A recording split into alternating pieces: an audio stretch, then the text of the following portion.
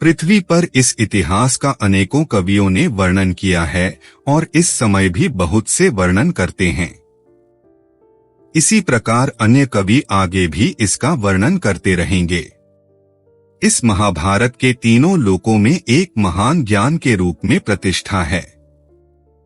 ब्राह्मण आदि द्विजाति संक्षेप और विस्तार दोनों ही रूपों में अध्ययन और अध्यापन की परंपरा के द्वारा इसे अपने हृदय में धारण करते हैं। यह शुभ, ललित एवं मंगलम शब्द विन्यास से अलंकृत है तथा वैदिक, लौकिक या संस्कृत प्राकृत संकेतों से सुशोभित है। अनुष्टुप, इंद्रवर्जा आदि नाना प्रकार के छंद भी इसमें प्रयुक्त हुए हैं। अतः यह ग्रंथ विद्वानों को बहुत ही प्रिय है। हिमालय की पवित्र तलहटी में पर्वतीय गुफा के भीतर धर्मात्मा व्यास जी स्नान आदि से शरीर शुद्धि करके पवित्र हो कुश का आसन बिछाकर बैठे थे। उस समय नियम पालन पूर्वक शांतचित्त हो वे तपस्या में संलग्न थे। ध्यान योग में स्थित हो उन्होंने धर्म पूर्वक महाभारत इतिहास के स्वरूप का विचार करके ज्ञान दृष्टि द्वारा आदि से अंत तक सब कुछ प्रत्यक्ष की भांति देखा और इस ग्रंथ का निर्माण किया। सृष्टि के प्रारंभ में जब यहाँ वस्तु विशेष या नामरूप आदि का भान नहीं होता था, प्रकाश का कहीं नाम नहीं था, सर्वत्र अंधकार ही अंधकार छा रहा था, उस समय एक बहुत बड़ा अंड प्रकट हुआ जो संपूर्ण प्रजाओं का अविनाशी बीज था। ब्रह्मकल्प के आदि में उसी महान एवं दिव्य अंड को 4 प्रकार के प्राणी समुदाय का कारण कहा जाता है, जिसमें सत्य स्वरूप ज्योतिर्मय सनातन ब्रह्मा अंतर्यामी रूप से प्रविष्ट हुआ है, ऐसा श्रुति वर्णन करती है। ब्रह्मा ने अंड एवं पिंड की रचना करके मानो स्वयं ही उसमें प्रवेश किया है। यह उल्लेख तैत्तिरीय उपनिषद में भी आया है। वह ब्रह्मा अद्भुत, अचिंत्य, सर्वत्र समान रूप से व्याप्त, अव्यक्त, सूक्ष्म, कारण स्वरूप एवं अनिवार्चनीय है और जो कुछ सत असत में उपलब्ध होता है सब वही है। उस अंड से ही प्रथम देहधारी, प्रजापालक, प्रभु, देवगुरु, पितामह ब्रह्मा तथा रुद्र, मनु, प्रजापति, परमश्रेष्ठी, प्रचेताओं के पुत्र दक्ष तथा दक्ष के 7 पुत्र क्रोध, तम, दम, विकृत, अंगिरा, करदम और अश्व प्रकट हुए। तत्पश्चात 21 प्रजापति, मरीचि आदि 7 ऋषि और 14 मनु पैदा हुए, जिन्हें मत्स्य, कूर्म आदि अवतारों के रूप में सभी ऋषि मुनि जानते हैं। अप्रमेयात्मा विष्णु रूप पुरुष और उनकी विभूति रूप विश्वदेव, आदित्य, वसु एवं अश्वनी कुमार आदि क्रमशः प्रकट हुए हैं। तदंतर यक्ष, साध्य, पिशाच, गुम्हक और पितर एवं तत्वज्ञानी सदाचार परायण साधु शिरोमणि ब्रह्मऋषिगण प्रकट हुए। इसी प्रकार बहुत से राज ऋषियों का प्रादुर्भव हुआ है जो सबके सब शौर्य आदि सद्गुणों से संपन्न थे। क्रमशः उसी ब्रह्मांड से जल, धुलोक, पृथ्वी, वायु, अंतरिक्ष और दिशाएं भी प्रकट हुई हैं। संवत्सर, ऋतु, मास, पक्ष, दिन तथा रात्रि का प्राकट्य भी क्रमशः उसी से हुआ है। इसके सिवा और भी जो कुछ लोक में देखा या सुना जाता है वह सब उसी अंड से उत्पन्न हुआ है। यह जो कुछ भी स्थावर जंगम जगत दृष्टि गोचर होता है वह सब प्रलयकाल आने पर अपने कारण में विलीन हो जाता है। जैसे ऋतु के आने पर उसके फल, पुष्प आदि नाना प्रकार के चिन्ह प्रकट होते हैं और ऋतु बीत जाने पर वे सब समाप्त हो जाते हैं, उसी प्रकार कल्प का आरंभ होने पर पूर्ववत वे पदार्थ दृष्टि गोचर होने लगते हैं और कल्प के अंत में उनका लय हो जाता है। इस प्रकार यह अनादि और अनंत काल चक्र लोक में प्रवाह रूप से नित्य घूमता रहता है। इसी में प्राणियों की उत्पत्ति और संहार हुआ करते हैं। इसका कभी उद्भव और विनाश नहीं होता। देवताओं की सृष्टि संक्षेप से 33,000, 33 सी और 33 लक्षित होती है।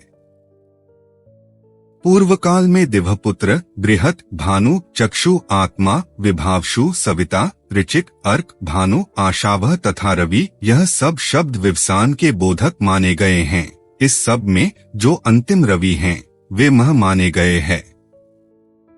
इनके तनय देवभराट है और देवभराट के तनय शुभराट माने गए हैं। शुभराट के 3 पुत्र हुए, वे सबके सब संतानवान और बहुश्रुत अनेक शास्त्रों के ज्ञाता हैं। उनके नाम इस प्रकार हैं: दशज्योति, शतज्योति तथा सहस्त्रज्योति। महात्मा दशज्योति के 10,000 पुत्र हुए। उनसे भी 10 गुने अर्थात 1,00,000 पुत्र यहाँ शतज्योति के हुए। फिर उनसे भी 10 गुने अर्थात 10,00,000 पुत्र सहस्त्रज्योति के हुए। उन्हीं से यह कुरुवंश, चंद्रवंश, भरतवंश, ययाति और इक्ष्वाकु के वंश तथा अन्य राजऋषियों के सब वंश चले। प्राणियों की सृष्टि परंपरा और बहुत से वंश भी इन्हीं से प्रकट हो विस्तार को प्राप्त हुए हैं। भगवान वेदव्यास ने अपनी ज्ञान दृष्टि से संपूर्ण प्राणियों के निवास स्थान, धर्म, अर्थ और काम के भेद से त्रिविध रहस्य कर्मोपासा ज्ञान रूप वेद, विज्ञान, योग, धर्म, अर्थ एवं काम, इन धर्म, काम और अर्थ रूप 3 पुरुषार्थों के प्रतिपादन करने वाले विविध शास्त्र, लोक व्यवहार की सिद्धि के लिए आयुर्वेद, धनुर्वेद, स्थापत्य वेद, गंधर्व वेद आदि लौकिक शास्त्र सब उन्हीं दशज्योति आदि से हुए हैं। इस तत्व को और उनके स्वरूप को भली भांति अनुभव किया।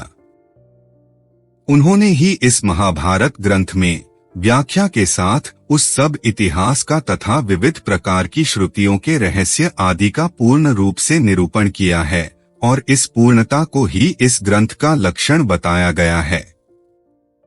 महर्षि ने इस महान ज्ञान का संक्षेप और विस्तार दोनों ही प्रकार से वर्णन किया है, क्योंकि संसार में विद्वान पुरुष संक्षेप और विस्तार दोनों ही रीतियां को पसंद करते हैं। कोई कोई इस ग्रंथ का आरंभ नारायणम नमस्कृत्य से मानते हैं और कोई कोई आस्तिक पर्व से। दूसरे विद्वान ब्राह्मण उपरिचार वसु की कथा से इसका विधिपूर्वक पाठ प्रारंभ करते हैं। विद्वान पुरुष इस भारत संहिता के ज्ञान को विविध प्रकार से प्रकाशित करते हैं। कोई कोई ग्रंथ की व्याख्या करके समझाने में कुशल होते हैं, तो दूसरे विद्वान अपनी तीक्ष्ण मेधाशक्ति के द्वारा इन ग्रंथों को धारण करते हैं।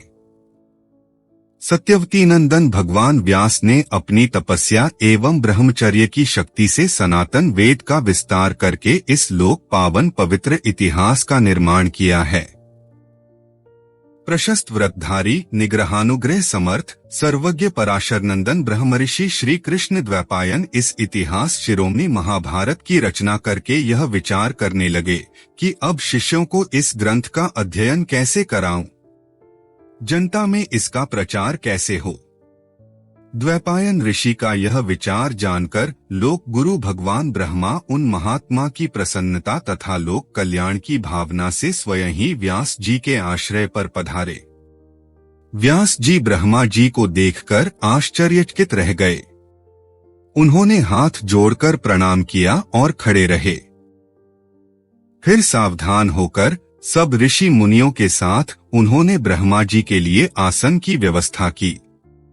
जब उस श्रेष्ठ आसन पर ब्रह्मा जी विराज गए, तब व्यास जी ने उनकी परिक्रमा की और ब्रह्मा जी के आसन के समीप विनयपूर्वक खड़े हो गए। परमश्रेष्ठी ब्रह्मा जी की आज्ञा से वे उनके आसन के पास हो बैठ गए। उस समय व्यास जी के हृदय में आनंद का समुद्र उमड़ रहा था और मुख पर मंद मंद पवित्र मुस्कान लहरा रही थी। आपसे एक निवेदन है, आप अपने मित्रों, बच्चों को महाभारत जैसा भव्य, दिव्य, विशाल, अद्वितीय ग्रंथ पढ़ने के लिए प्रेरित करें, जिससे उनको जीवन में एक नई दिशा प्राप्त हो। अगर हमारा वीडियो आपको अच्छा लगा तो लाइक करें, शेयर करें और चैनल को सब्सक्राइब करें, जिससे महाभारत के नए एपिसोड का नोटिफिकेशन मिलता रहे। धन्यवाद।